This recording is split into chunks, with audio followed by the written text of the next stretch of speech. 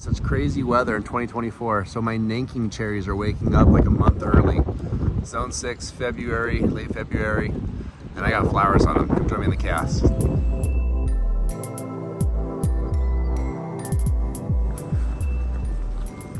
All right, so this is probably gonna be bad. As you can see, these are brand new Nanking cherries. I just planted them last year, so they're not very impressive. They're kind of small. Flowering super early. We're at the end of February.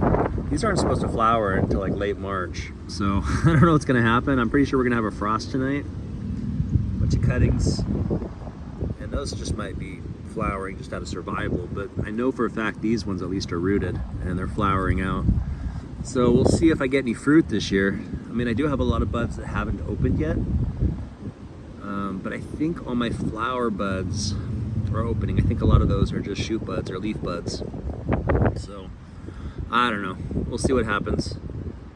Leave me a comment if you have bizarre weather where you're at. I'm kind of curious if the whole country is just experiencing early premature bud break and we're all just going to have some frost that destroy all our fruit.